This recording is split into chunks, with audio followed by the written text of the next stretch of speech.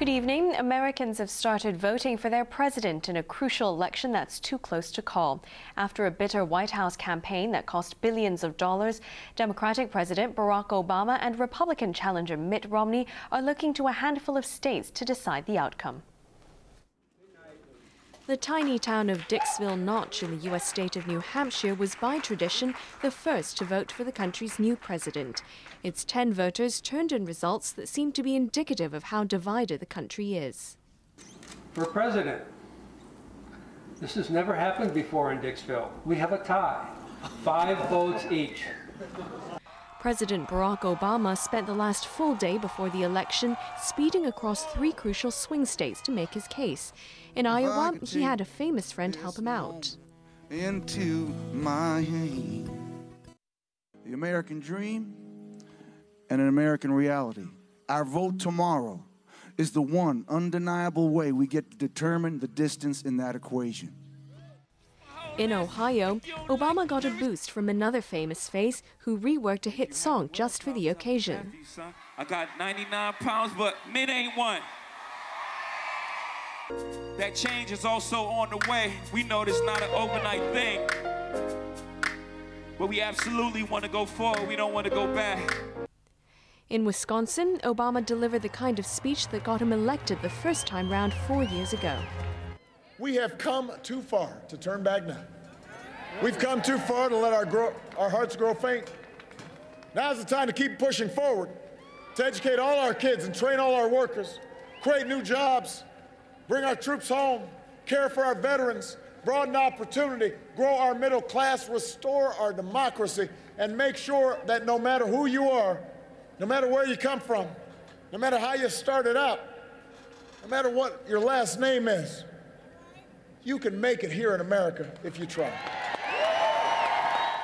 So when I say, Wisconsin, that I know what real change looks like, you've got cause to believe me because you've seen me fight for it, and you've seen me deliver it.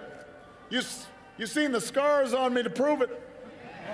You've seen the gray hair on my head to show you what it means to fight for change.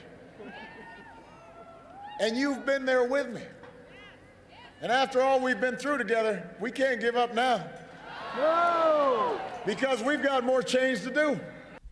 But that's not what his Republican rival Mitt Romney claimed at a rally in Virginia, one of 3 stops during his round-the-clock tour of key states. The president promised change, but change can't be measured in speeches. It's measured in achievement. And look at his record. 4 years ago, candidate Obama promised he'd do so very much, but he fell so very short. Romney doesn't have the celebrity endorsements that Obama enjoys, but he campaigned at another stop in Virginia equipped with jokes. The president has tried to convince people in this country that the last 4 years have been a success. And accordingly, his plan for the next 4 years is to take all the ideas from the first 4, you know, the stimulus and the borrowing and Obamacare and all the rest, and do them all over again. He calls his plan going forward. I call it forewarned. All right.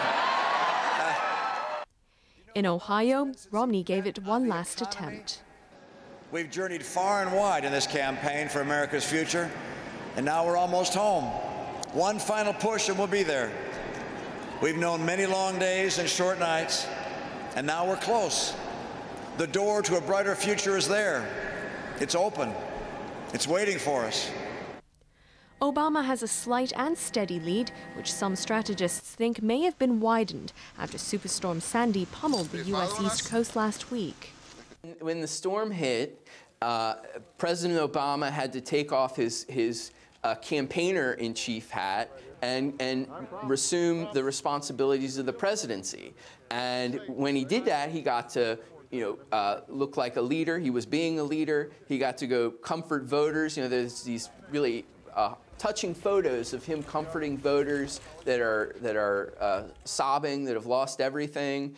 Meanwhile, Governor Romney, who was experiencing a bit of a resurgence in the campaign, had to go back to being a private citizen, right? And he did everything he could as a private citizen to sort of address issues of storm relief, but he just didn't have that platform that President Obama did. Tens of millions of Americans are expected to troop to polling booths across the country, while 30 million have voted earlier.